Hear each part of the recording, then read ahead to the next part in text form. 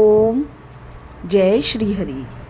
श्री श्रुतदेव जी बोले, अब मैं इस पापनाशक महत्या का वर्णन करता हूँ।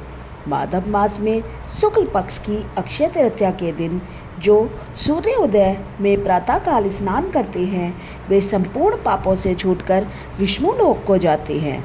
जो देवता पितृश्वर और ऋषियों के निमित्त तर्पण करे उसने संपूर्ण वेदादि शास्त्र पढ़ लिए, सब यज्ञ कर दिए और शो श्राद्ध कर दिए।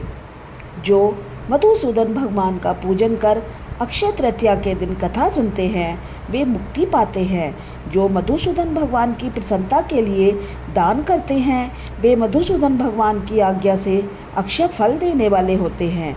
यह तिथि देवता ऋषि और पितृश्वरों की है। इसमें सनातन धर्म करने पर देवता पितृश्वर और ऋषियों की तृप्ति होती है। इस तिथि की प्रख्याति कैसे हुई वह भी मैं बताता हूँ। हे राजन सुनो, प्राचीन समय में राजा बलि के संग इंद्र का युद्ध हुआ और देवता और दैत्य का भी आपस में द्वंद्व युद्ध हुआ। इंद्र पातालवासी बलि को जीतकर फिर पृथ्वी पर उदय के आश्रम में गया। वहां जाकर उसकी मंदगामिनी गर्भिणी पत्नी को देखा जिसकी कमर में सुवर्ण सूत्र में वृद्ध किकरणी शोभा दे रही थी। उसके कंकड़ों की झंकार ने मदोन्मत्त भ्रमर और कोकिलाओं के शब्दों को जीत लिया था। अनेक प्रकार के वस्त्र धारण किए वह मधुरभाषिनी और मंद मंद हास्य युक्ता शोभा दे रही थी। उसके कुमसदृश पीना कुचों से अपूर्व शोभा हो रही थी। विकसित कमल के समान उसका मुख और नील के कमल समान नेत्र थे। केतकी के उदर के समान पित्त और मनोहर गालों वाली परिश्रम में श्वास करती हुई दिनाक्षी पर्णकुटी की ओर मुख किए थी। उसे पर्यक पर शयन करते हुए देख इंद्र को मोह उत्पन्न हुआ और वह बलपूर्वक उस गर्भिणी स्त्री से भोग करने के लिए लगा। तब गर्भस्थ पिंड ने अपने गिरने के भय से दुखी हो अपने पाँव से ढक दिया। इससे इंद्र की गिर गया। तब गर्भस्थ शिशु पर इंद्र को महाक्रोध और रोष के मारे तांबे जैसे लाल नेत्र करके शाप दे, दुर्बुद्धि, तूने पाप से मुनिद्वार को रोका है जिससे तू जन्मांध हो। तब दिन महाअबों से संचालन में जयंत के समान हुआ। इंद्र ऋषि के साप के भय से शीघ्र ही भागा। उसे भागते हुए देख संपूर्ण शिष्य हंसने लगे।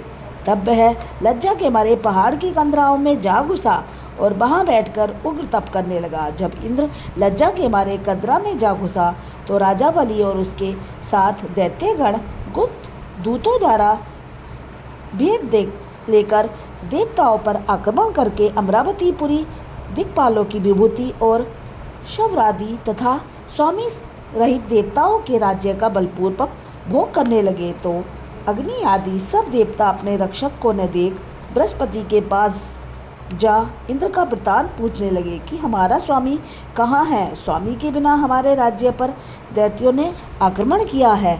हे विभो, बहुत दिन व्यतीत हो गए, इंद्र क्यों नहीं आते। हे महाराज, हमें बताओ जहाँ इंद्र हो हम वहीं जाकर प्रार्थना करें। इस प्रकार जब देवताओं ने पूछा तब बृहस्पति बोले, रसातल में बलि को जीतकर इंद्र उद्धव के आश्रम में गया और वहां जा उद्धव की स्त्री से बलपूर्वक उसे ग्रहण करने की सोचने लगा। इस पर उसके शिष्यों ने बड़ी निंदा की। इससे लज्जा के मारे वह स्वर्ग में नहीं आया और पर्वत की गुफा में घुस गया। वहीं पर सची सहित निवास करता और अपने किए हुए कर्म पर चिंता कर रहा है।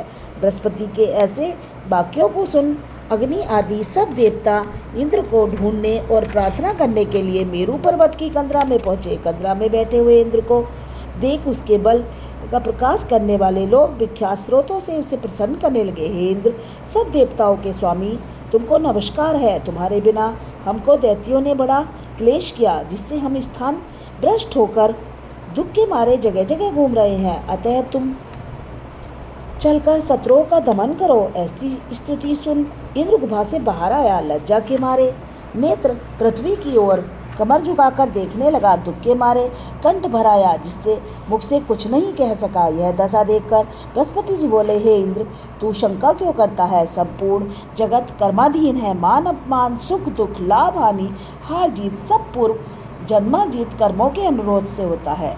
प्राणी कर्मों के अनुसार चलते हैं। दैव योग से काल पाकर दुख अपने आप उपस्थित होता है। बुद्धिमान मनुष्य दुख पड़ने पर कुछ चिंता नहीं करते और सुख से प्रसन्न नहीं होते। इसलिए तुमको यह दुख प्रवृत्ति से मिला है।